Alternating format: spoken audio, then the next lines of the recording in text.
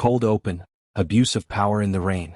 Rain lashes the hood of a luxury car as two officers close in, moving with the kind of confidence that comes from knowing no one is likely to challenge them.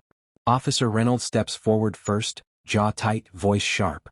"Stay down," he spits, pressing his knee into the woman's back as if he's trying to grind her into the pavement. She gasps, struggling to catch her breath.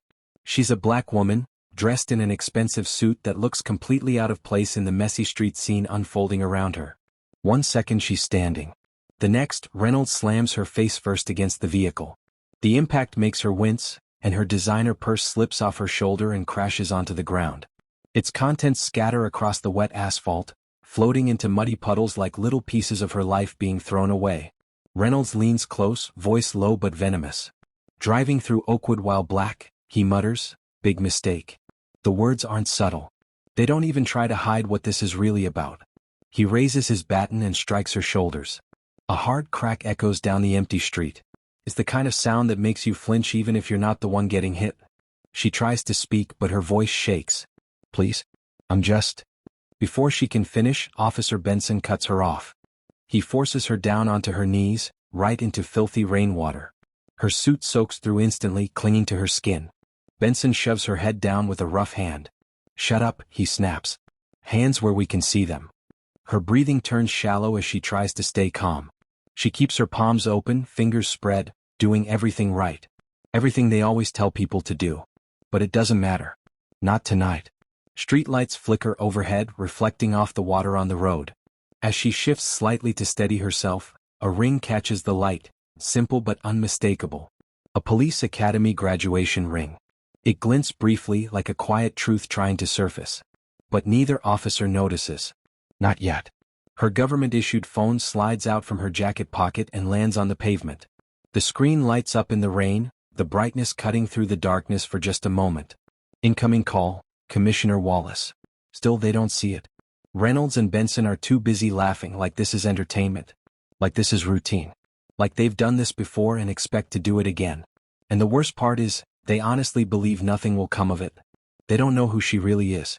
They don't know that tomorrow, when the rain dries and the bruises remain, their smiles won't. Because the woman they're humiliating tonight isn't powerless. And the moment they realize that, everything changes. The twist hook. If you've ever watched someone abuse their authority and thought, they're going to regret that, this is one of those moments. Because Reynolds and Benson don't just think they're in control, they're convinced they're untouchable. They're standing in the rain, laughing like they're swapping stories at a bar, while a woman kneels in a puddle, handcuffed and soaked. They're not acting like public servants. They're acting like bullies with badges, and they're enjoying every second of it. Reynolds keeps pacing in a slow circle, like he wants the neighbors to see who runs this street. Benson angles his flashlight down at her face, not to help, but to humiliate. Their body language says everything, we can do whatever we want.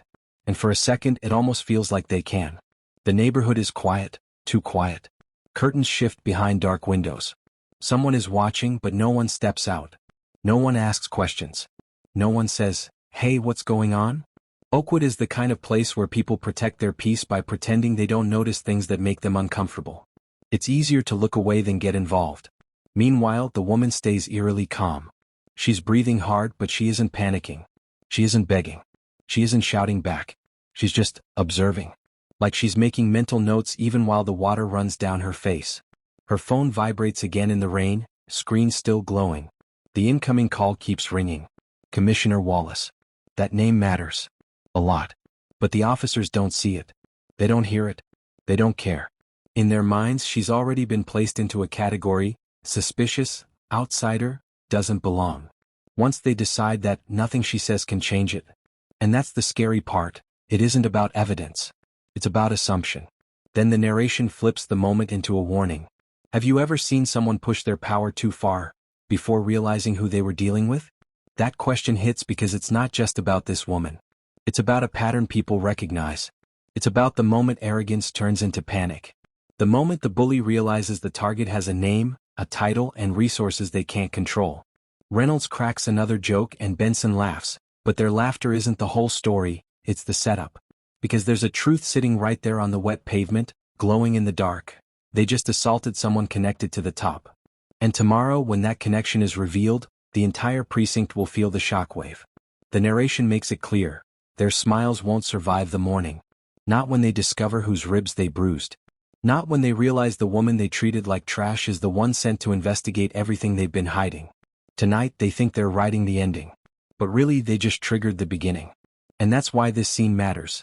It isn't only cruelty, it's a test. A spotlight. A spark. And the officers have no idea they're failing it badly. By the time the sun rises over Westridge, Captain Alexis Thompson is already awake, and already working. She stands in a quiet hotel room, the kind meant for business travelers and visiting officials, with neat furniture and clean lines that almost feel sterile. Her suitcase lies open on the bed. Inside are crisp uniforms, carefully folded, pressed with military precision. Everything about her is organized, intentional, controlled. Because she has to be. Alexis Thompson isn't just another transfer captain looking for a fresh start. She's the person departments call when things have gotten so bad they can't be ignored anymore. When corruption has become routine. When complaints stack up and the public stops trusting the badge. In law enforcement circles, she has a nickname that follows her wherever she goes. The Reformer. She didn't earn it through speeches or politics. She earned it by walking into broken precincts and rebuilding them from the inside. One investigation, one firing, one policy overhaul at a time. And now she's been sent to the 5th precinct. Thompson opens her laptop and scrolls through files. Faces. Names. Records. Complaints. Patterns. The kind of paperwork that tells you what people want you to believe, and hints at what they're trying to hide. A message sits at the top of her inbox, flagged in bold. It's from Commissioner Wallace. She clicks it. The words are blunt, almost grim. The 5th has the highest number of excessive force complaints in the state. We need your expertise. Thompson leans back slightly and exhales. No surprise. Not really. The commissioner didn't call her because things were a little messy. He called her because the 5th precinct has become a liability, and everyone knows it, even if no one says it out loud. She pulls up another document. Internal affairs summaries. Citizen reports. Officer histories. And there it is again, the same pattern she's seen in other cities. Complaints get filed. Evidence gets lost. Witnesses suddenly become unavailable. The officer stays on duty. It's like clockwork. Thompson closes one file and opens another, her expression tightening. She's not angry yet. She's focused. Like someone looking at a fire and deciding where to aim the extinguisher first. Then she pauses. Because she knows something most people forget. The behavior officers show in reports and meetings isn't the real behavior. It's the performance. People clean up when they know the boss is coming. They act professional when they feel watched. They do the bare minimum to look good, and then go right back to doing what they've always done once the pressure fades. Thompson won't fall for that. She looks at the uniforms in her suitcase, then glances at the civilian clothes hanging in the closet.